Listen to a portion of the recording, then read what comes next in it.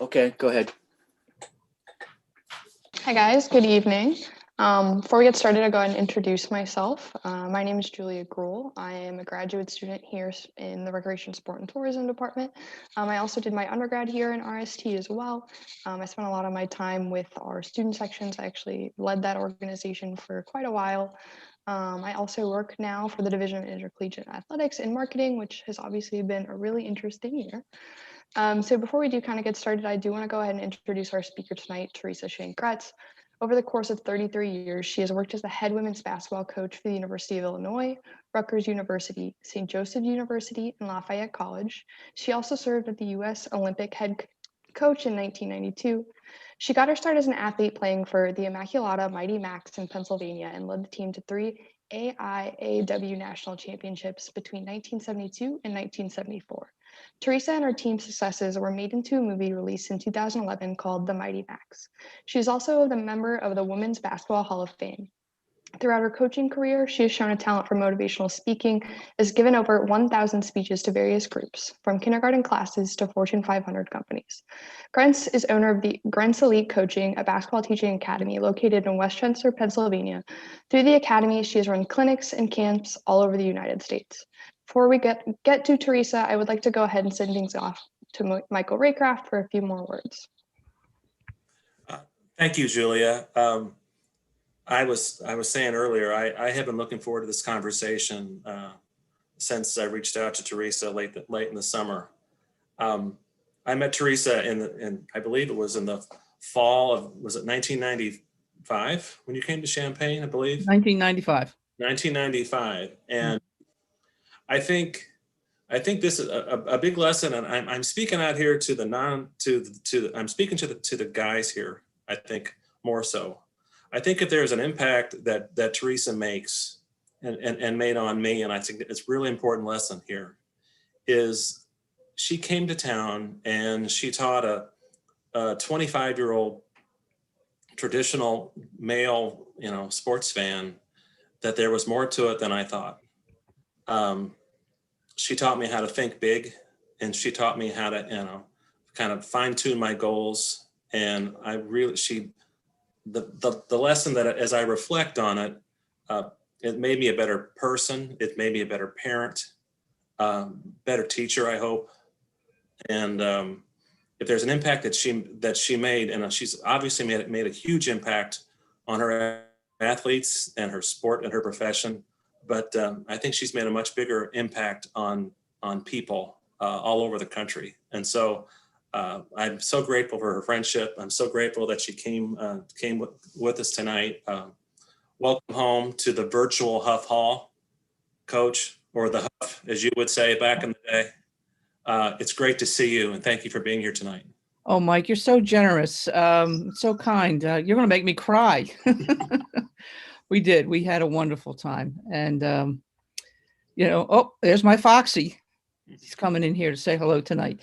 She, when I went to Illinois, it was in 95, and I said, I'm an East Coast person. I didn't have the first clue about Illinois. It was Carol Cars who called me and said, about making a change. And I didn't know.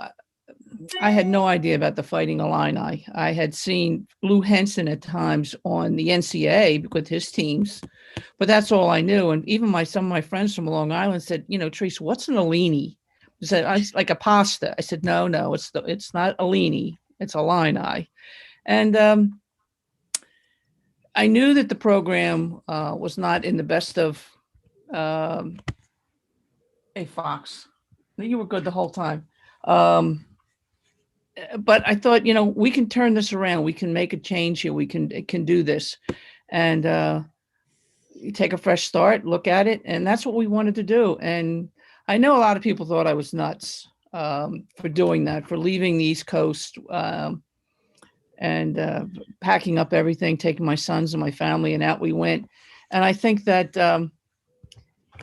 it was a matter of changing a culture, getting the kids to believe, getting the fans to believe, getting people to believe in what we were doing and who we were and how we did things. And it was a lot of fun. When I look back, It was great fun. And Mike, you were a major part of that. The assembly hall, we sold it out. We did all kinds of things. We had birthday parties in there. We had Halloween parades. One year I was Glenda the Good Witch leading a parade with a tiara. Oh, it was crazy, but it was fun. It was a lot of fun. And I would say to your class, if there's one thing you take from me tonight, is that dare to dream.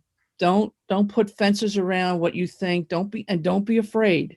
Don't be afraid to step out and to try it. The worst you can do is fail, and you get another chance to start again. So you're young, you have everything in front of you.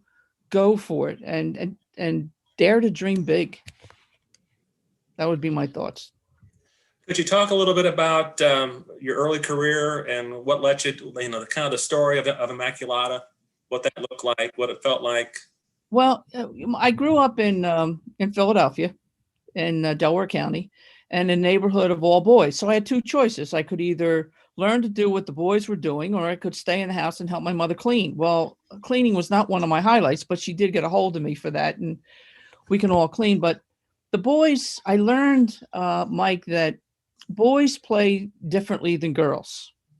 And with the guys, and they taught me to play baseball, football, and the last thing we learned was basketball. But guys choose teams very differently than girls do. You and somebody else could get in a fist fight, but if you knew that the guy you were fighting with was the best guy for the job, you would choose him on your team.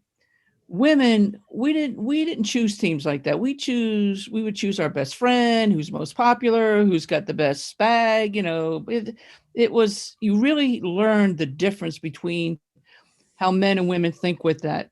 And that was a big part of my growing up. And then went to O'Hara, Cardinal O'Hara, played there. We won, and then went out to Immaculata, which was an all girls, all women's college. There were only 500 in there, and we had several players who were from the Philadelphia Catholic League, which was a great incubator of basketball players. And there were a bunch of us together from Philadelphia. And I said, okay, I knew that we could all play.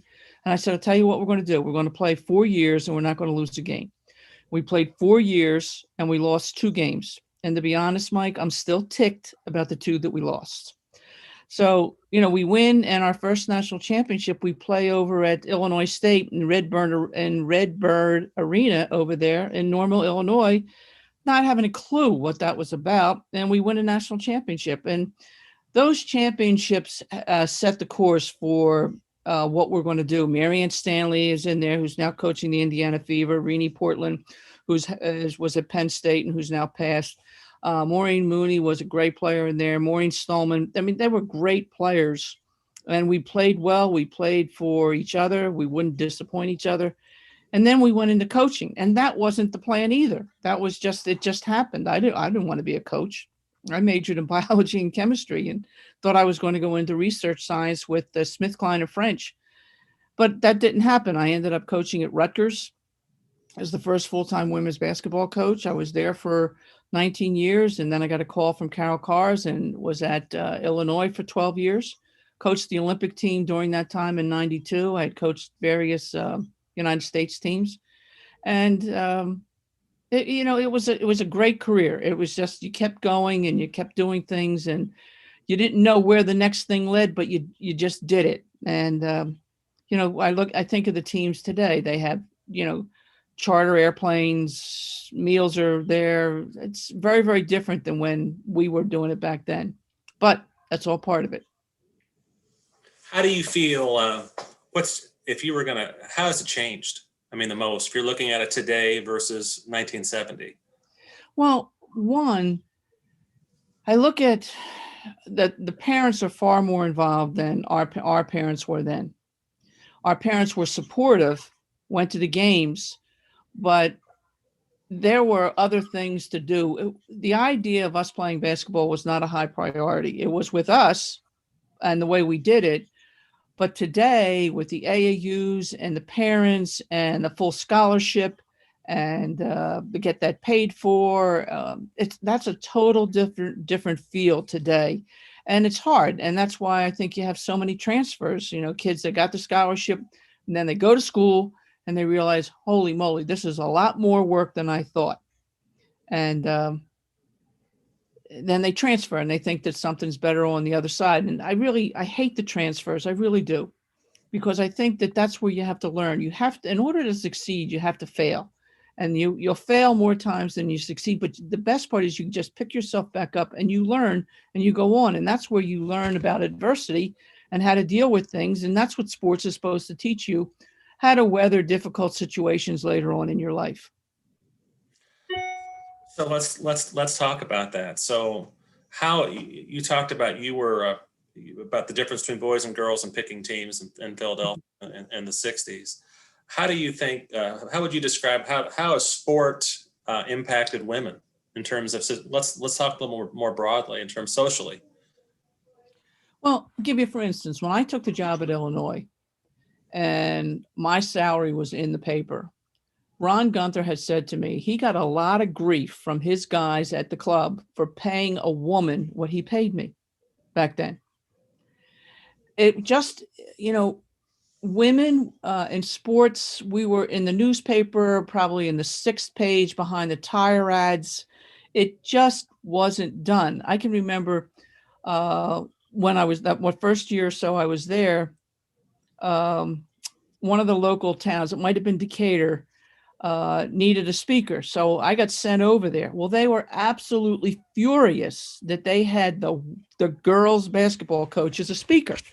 Well, after I spoke and did the job, then it was like, oh, wow, she can really speak. And this is like, we want her next year. And, they just didn't know that they didn't know. And when we were there, the fact that, we could sell out the Huff, we could sell out the Assembly Hall. People loved watching that team play.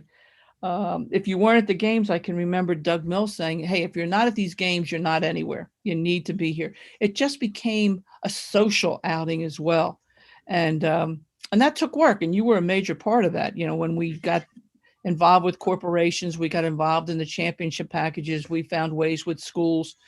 In the speaking, we went out and we went out and we reached out to the communities and to the different towns and got interested, because there were a lot of girls out there who wanted to play, and there were a lot of parents who had daughters who wanted to play. And and the kids and the players I had were great role models, and they loved them. And that made it was a perfect storm that all came together.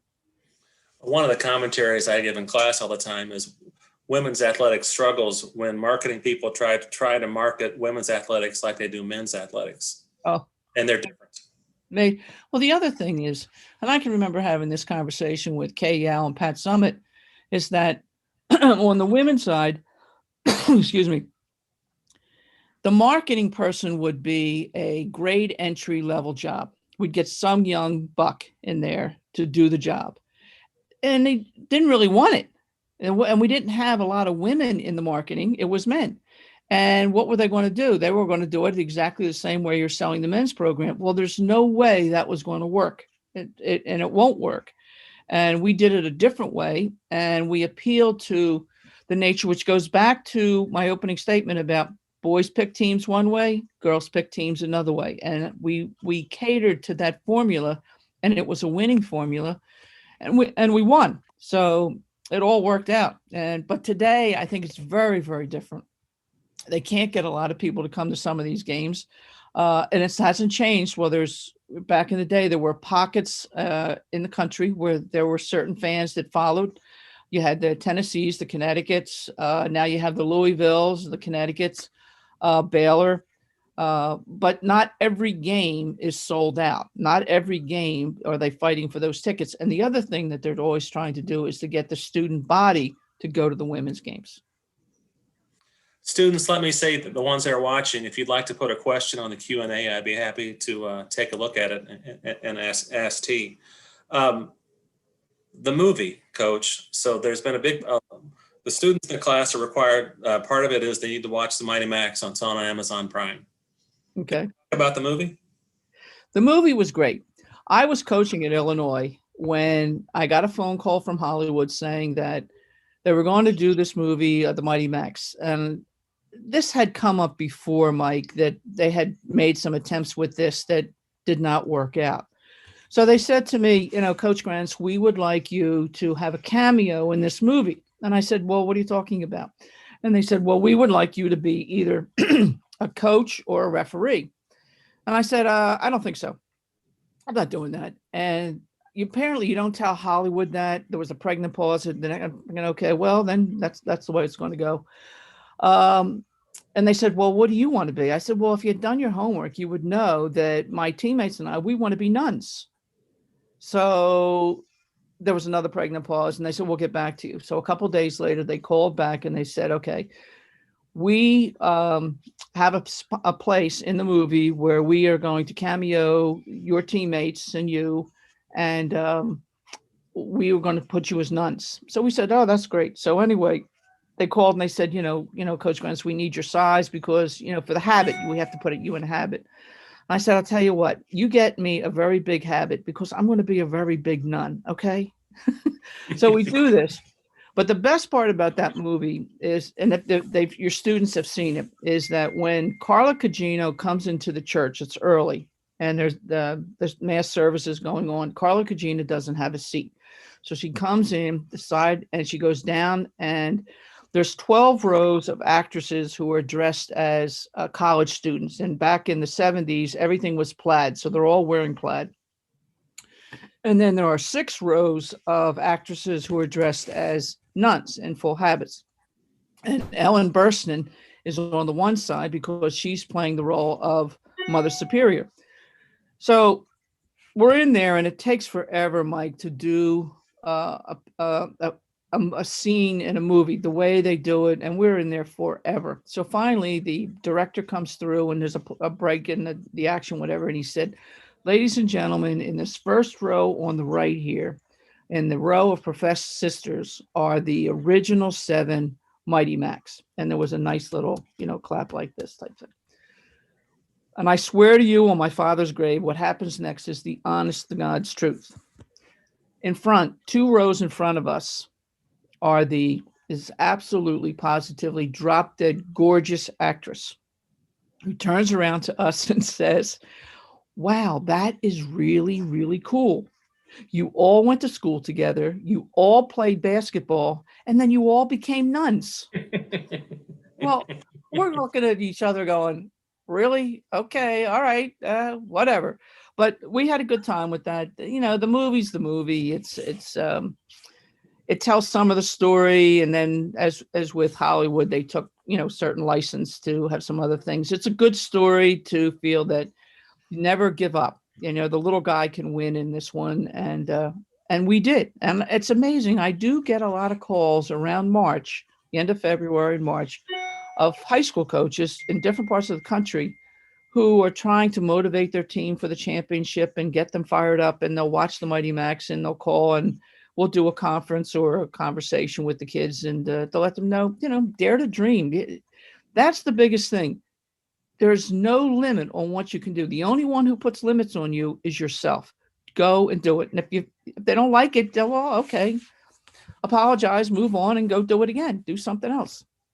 If you could add things to film, what would you add? I would have told the truth. Okay. One of the things, Kathy Rush is the coach in there. Now, obviously, we do not have a nun as an assistant coach, and the nun doesn't have a car. That's not going to happen. But Ed Rush is portrayed as the antagonist, really, and that really wasn't how he was. He was very instrumental in us going forward, and some of the things that we did. I wish they had portrayed him a little bit more in a little better light that way. And she was the first woman inducted into Naismith Hall of Fame. Is that right, Kathy Rush? No, there's been other ones in Naismith, but was she the first? No, she wasn't the first, but she's rightfully deserved to be there and coaching that team and doing what she did. And again, nobody expected us to win. Nobody expected us to do anything. Okay, here's the girls. Go ahead, knock yourself out. Have a basketball. I mean, seriously, our basketballs were so lousy. This is a true story. Our basketballs were so lousy, and we would play the U of Penn, Temple University, Drexel, and they all had great basketballs, and they had emblazoned in the letter their name. Well, we would, and this is bad, but I told this story at the Hall of Fame, is that when we played those folks, we would take one of their school's good basketballs, but we'd always replace it with one of our not so good, crappy basketballs. And then whoever had to do that, we'd send that girl to confession on Friday to make sure that her soul was in good shape. Well, so many of your teammates went into coaching. Yes, they did. I mean, and we're very successful. Yes, good very, coaches. very high profile. Very high profile. Coaches, right. Were you surprised with that? You know what? It wasn't that I was surprised. When I look back, they were involved. We were at camp. When we go to camp, we would teach. I mean, Tara Vanderveer, Debbie Ryan, we're all at Kathy Rush's camp, and they would teach. And naturally, the next thing is it was just breaking out women's sports, and these were going to be the young coaches that were going to take these teams. And Renee had her run at Penn State. Marianne is still coaching, doing so well. She's the head coach at the Indiana Fever. I certainly had my run. It was just, and then those kids in those programs under each one of us, they all did some things. So it's really a nice coaching tree. It really, but who knew? It wasn't something that we planned. We didn't have that kind of information. We just were like explorers headed out without a map of where we were going here, but we were going. You said you were the first full-time women's coach in the United States. What was it about Rutgers that made that decision at that time? Well, I was third choice. Lucille Cavalis was one of the choices. Kathy Rush was one of the choices. They all turned it down. And I took the job. And I remember the AD said, well, we'll pay you between $12,000 and $15,000. So I said, well, pay me $15,000. And they said, we'll pay you $13,500. So my first coaching job was $13,500. And I coached both the varsity and the JV and swept the floor, did everything. It wasn't like you had people helping you do things, and you drove a van back then. And it was great. It was a fun time. It really was. Great things happen. I have a question in terms of what advice would you give women and women of color hoping to get into the industry? Take responsibility. Take responsibility. Take jobs. Don't be afraid to get in and to ask questions. For me, and I did it. I went, if I wanted something, I called a coach. I called Pete Carrill at Princeton. I called, oh God, I got to think of his name, Widener, C. Allen Rowe, who I learned the 1-3-1 defense. He called it the 59 trap back then. And, I called, when I wanted something, I would go ask a coach. And for me, it wasn't women, it were men. And to find out so I could understand what it was that I was supposed to know and what I was supposed to teach.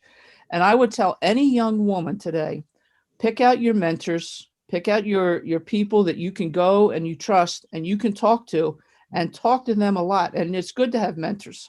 Will you look at this kitten? So that's what I would do. And I would not be afraid to do it. I would go and do it. I would have my work laid out and I would go. If that's what I wanted to do. Well, I remember vividly, and you touched on this, when you came to Champaign in 1995, kind of the status of where it was in terms of where we were as a university with our women's basketball program. And literally it was at Huff, and it was a non-factor. It really was. Could you talk a little bit about the community at that time and the sort of things that you faced? And I mean, were you surprised at that when you came? And no, I wasn't surprised, but I knew I was from the East Coast, and I figured if I'm going to get this to work, I'm going to have to. You are my little buddy here. I'm going to have to get the people in the Midwest to trust me. That is the big thing. Coming from the East Coast, I figured they're going to have to trust me and what I'm about. And that's why I started with the speaking engagement. And you name it, I spoke to them, whether it was a Rotary or a loyalty club or a booster club or a Fortune 500 company. I mean, I was all over that. They got to know us. But the thing that backed it up were the players. The players were just great. They and they played so hard, and they worked together in such a like they danced together. You are a trip here. Back in the day, you had a statue of a dog. Huff, I still do. I have him. Okay. I still have Huff. He's in He my never living room. bothered you. No, I have him. I wanted a golden, and Carl was like, no, we're not having any dogs. So I bought this statue of Huff. I think I paid $300 for him. And then I did get a golden. I got Buddy, and then I had Jesse. I just lost Jesse a year ago, another golden that we rescued. But Huff is still in my living room. My grandkids come by him all the time. I put a hat on him for Christmas and the whole bit. Oh yeah, he's still here. Such a good dog. He's a great dog. Well mannered. Very, very. I still have him. So in terms of the community, you talked about getting out there, doing a lot of public speaking, and the players, you had a great kind of, the players kind of actually, everything kind of gelled very nicely. Did you feel like in terms of the community itself, getting out there, that those first couple of years were tough in terms of getting people to do the buy-in? You asked me earlier, what advice I would give to a woman today trying to get in, and I would do this for anybody, is that, and I went and looked this up, Mike. This, as you can see, this was one of my note cards that I used when I was at Illinois, and I loved the calligraphy and the way it was done in the gold seal and the whole thing with Illinois. I would say to that person who was really serious, every morning I would write 3 notes, and they could try this as an experiment for themselves, to write from now to Thanksgiving. Try it, because it's hard to do, but write 3 notes every morning to somebody who has done something for you, who has helped you. It doesn't matter, and make a list of them and write them. And that communication with that card, I can't tell you how many things that's worked for me. And I did that early on. And I've done that all through my career. Writing, just dropping a note, not an email, not a phone call, but an actual handwritten note to people, thanking them for their time, their advice, their quote. And like I said, it was a card like this. So there wasn't a whole lot you could write on it, but it was enough to make an impression on it.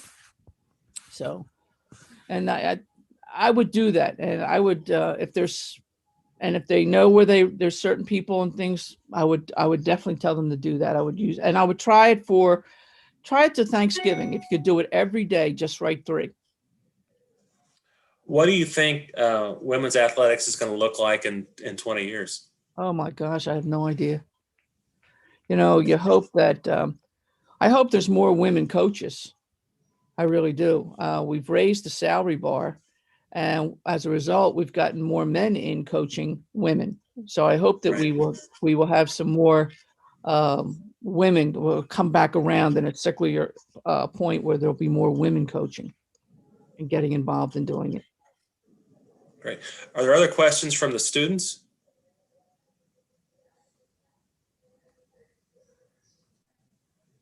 Okay.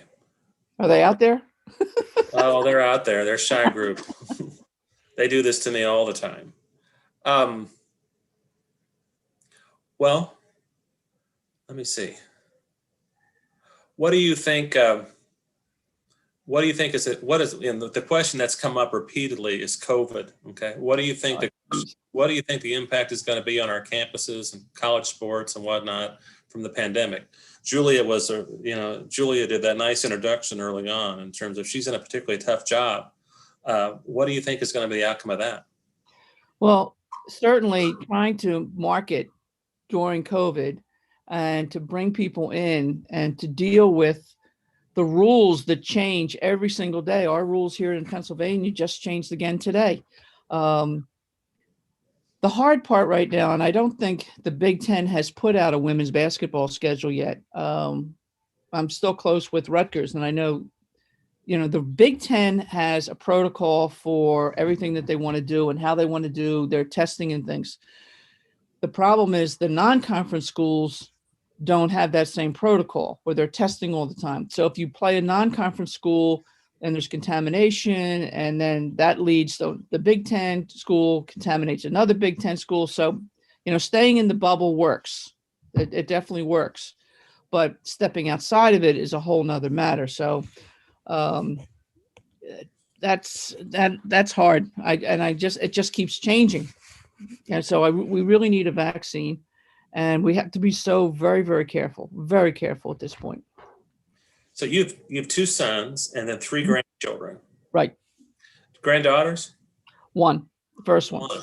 First one. And she is she's a girl. She's a girl. I told her I'm going to teach her to play golf. She said, "Gee, Ma, I want to make sure that I have lunch at the club." Like, okay, we could do that. We can do that. So, definitely. Her mother's a big Duke fan. So the other day at the basket, she had a Duke shirt on and she was shooting baskets. So we were excited about that. But I think there are opportunities for women, and we just have to take advantage of it and realize that it might not look exactly the way we want it to look, but go with it. Take responsibility for it. Go with it. Make it happen.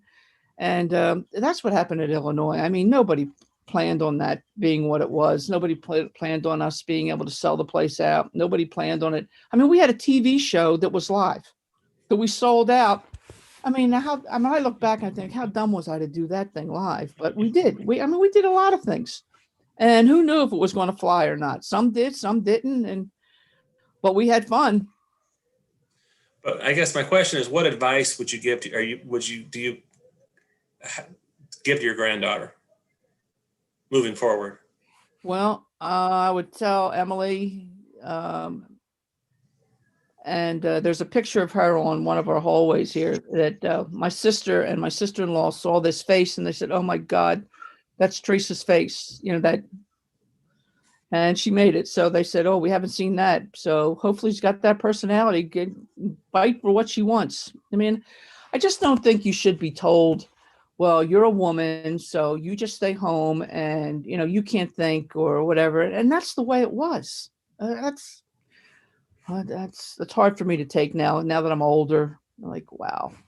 And when we're going through all this, you're in a male dominated business. All your decision makers are male. I could not go in the room, bang my shoe on the table and say, "Okay, you guys have to give me everything you're giving football." I would have been shown the door. It's that plain and simple. So I had to learn how to be able to play on the team with the guys and how to work this, how to make this happen, how to be able to get charter flights, how to be able to get 3 sets of uniforms, how to be able to do that, but how to be able to give back too. It couldn't be just a constant taking. There was a compromise, 95% giving and the other 5% was compromise. So working that philosophy to build our program, what we wanted, and have a vision and a plan. So you're saying it's timing, knowing when to ask, what to ask, and how to ask. Right. And knowing your audience too. Like I think when the school could see that people were showing up to see us play and the style of ball that we were playing was good. It wasn't turnover city. We had shooters. We had dominant players inside. When they could see that, hey, this was a brand of ball that was entertaining, because that's what it was. I mean, people have X amount of dollars for entertainment, and they're not going to spend it on, chaos. And basketball is chaos in motion, really, when you think about it. And you can't do it the exact same way that the men did it. I mean, everybody goes to the Illini games, the men's games, the football games. And you say, well, why don't you come to the women's games? You have to have another tie, and there has to be another facet that you've worked out. And you and I, we've talked many times about, Chicago above I-80 and Illinois below I-80, and it's two different places. Question I've got is, are there organizations that have openly reached out to you or maybe your previous schools that are looking to, for guidance in terms of coaching, lifestyle, development, player development, et cetera? Are you engaged at all? I've had a couple of my coaching colleagues have, and I do that. you go spend a couple days with them, just give them another set of eyes on it. But again, probably one of the biggest things that I've said to them that are in my age group is that you might have to dial it back just a little bit to deal with the kids today, because they can't take it the way we did it. I mean, when I was coming up, who were the great coaches? I mean, Bear Bryant, Penn State's guy, Osborne at Nebraska. They were football coaches, and to me, football coaches were the most organized, because those guys would go out there and take 95, 100 guys, know what's going on, get it all done. And, I picked a lot of their brains. So my coaching style back then would never cut it today. It wouldn't work. I mean, I would be sued. I would be run out of town. I mean, it's just not going to happen. I mean, you can't be sarcastic. You can't tell a kid, hey, look, you're really going to have to work on your game. But you got to find a really nice way to tell them. Otherwise, they're going to say, well, I don't like you anymore, and I'm going to go transfer somewhere else. That part drives me nuts. That part really irritates me, because you spend all this money to recruit them. You bring them in. Then they get their feet wet. Then they transfer out. They sit out another year. They mature a little bit better, and they're constantly paid the same full scholarship. So you're running like a farm system for everybody else. So that part drives me nuts. And I mean, that's just my personal opinion. I don't want anybody to get upset about that. When we got together in the 90s, there were two professional leagues. There was the two women's leagues that were professional in the United States. There was the WNBA, and what was the other one called? It was the ABA, I think. Right, and that was that where Ashley was? She in which league did she go to? I don't. She went to the NBA, to the WNBA. She went to WNBA. The WNBA has become increasingly a lot more relevant, right? In the last, it has, and they've really done a nice job of marketing, those games and to their audience, and they've done a good job with that. And you have to give them, take the hats off. But again, I can remember the players a few years back; they were going to strike, and I think if these girls strike, they're going to kill this league, because again, they wanted to get them. It was set up, Mike, differently. The organizations, the WNBA side was set up differently than the men's NBA side, and everything had a cap on it. Salaries were capped. You couldn't just decide to pay somebody a lot of money, things like that. You couldn't do a lot of other sponsorships. So that was different, and that's probably where they've been able to keep that and move that forward. And they've made some strides with it. They've paid their dues, and that's a solid thing. And they did a great job, the ESPN getting the games out this past summer. WNBA has been very socially active. Very much so. Very much so. Yeah. Mm-hmm. And one of our members of the U of I is Sheila Johnson. Mm-hmm. And she and her group, and they have been very vocal in terms of talking about not just gender issues, but social issues of our time regularly. Do you think that's going to have an impact on a college game? Well, I think that sports in our country is living, breathing art. People watch it. People want to see it. Now, obviously, the shutdowns have changed some things, but I definitely feel that they have a platform to voice their opinions, and they can do that. And it gives them a chance to say that there and to be. And I said, go for it, girls. Go for it. Awesome. Are there any other questions from the students? Yes, we have two questions. One is in the Q&A box. The other is in the chat box. Well, if you see them, Guangzhou, go ahead. Okay, so the first question in the chat box is, how will COVID-19 make an impact on recruiting and coaching?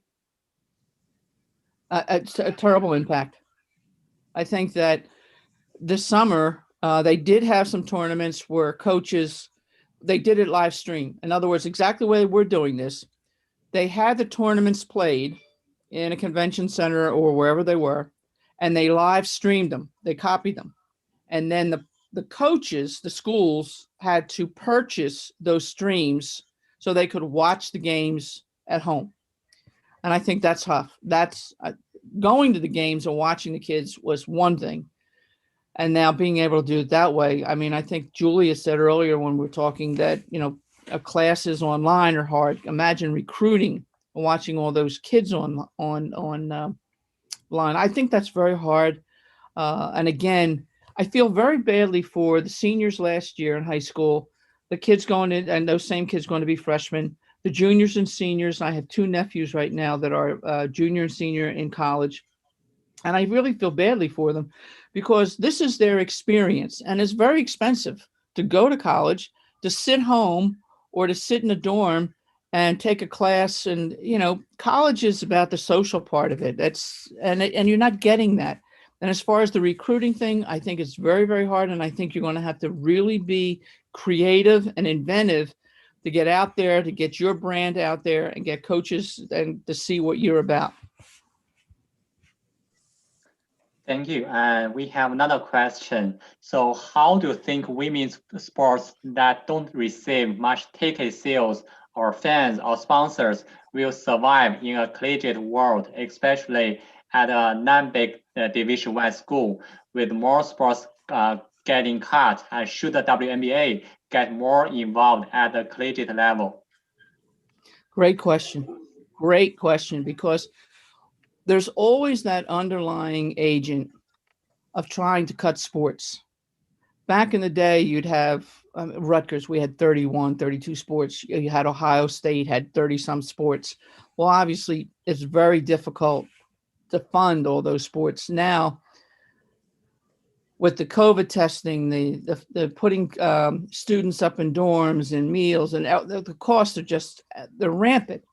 And I'm fearful that the Olympic sports, the non-revenue sports in a lot of these different places will get cut. Could be wrestling, could be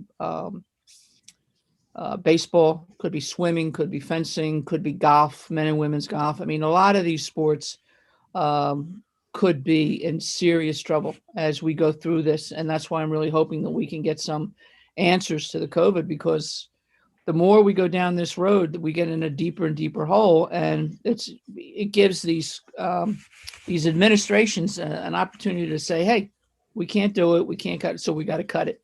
And a lot of the feedback that you might get ordinarily if there wasn't COVID from the former athletes in that sport that rile up, you won't get it because they'll realize you can't do it. So I'm very, very concerned about the number of individuals, particularly women, that will be denied that chance to play. Yeah, but one thing you taught me, Coach, was, we could probably figure this out. And that women's basketball, I think particularly, is well suited to be a revenue sport in terms of selling it, marketing it, sponsoring it, and getting it out there, where it's not necessarily, to me, it's a sport that's got immense potential for an audience and to make money. I think I agree with you, Mike, but I was so lucky because I had you. And you had that look about you like, okay, lady, what are we going to do here? And I had these crazy ideas, but you were a go-getter. And the next thing you know, you're over at Kraft selling 10,000 tickets to these people over here. We put together coloring books. We had 4th and 5th and 6th grade teachers doing geography classes of where our schedule was. We were doing tickets to grade schools, the kids who had good report cards and things. We did all those kinds of things. Now, as a head coach, I could never in 1,000 years done that by myself. But having you and your graduate class work with me and put that together, we did that. But again, when you sell that and you look at people, they look at you like you have 3 heads. People did look at us like we had 3 heads until they saw the people come through the door, until they saw that, they were wrapped around the assembly hall 3 deep. And then it was like, wow. And you won a Big Ten championship and you had the championship. And then you had these quality players that they wanted their kids to talk to. They wanted their kids to be like Nicole Vasey or Ashley Bergen or Krista Ranking or, whoever it was. And that made a tremendous, tremendous difference. But don't you think that could be done other places? Sure it could. Absolutely. There's no question it could, but you have to have people who want to do it. And you're not seeing that? I think it's easier just to say, we can't do it. This isn't going to work. It's too much work. And so we want to live in a model where we have men's basketball and football as kind of the revenue producing sports. Everybody else just kind of hangs out, just. Yeah. Some schools, I know the volleyball team is still very, very good at Illinois. And they were in the Final Four just two years ago? Couple years ago, yeah. And, but you have some great teams in the Big Ten that are like that. So they've changed their facilities. I know Penn State has done, we used to play basketball in that hall. They've changed that to a volleyball arena. So, you have that and people want to see that. And the volleyball is one where the student body really gets after it and goes and watches them play. So again, you have to be able to have your players relate to your audience. Okay.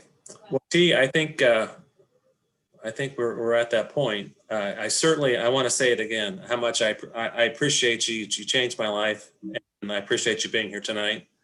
That's great. I always enjoy the conversation, and I'm just so impressed with what you have to say and what you've done, and it's been a valuable part of my experience. Thank you. Mike, my pleasure. I hope I didn't bore your class too much tonight, having the old broad in. But anyway, it was fun. I wish you all the best to the students and things. This is your time.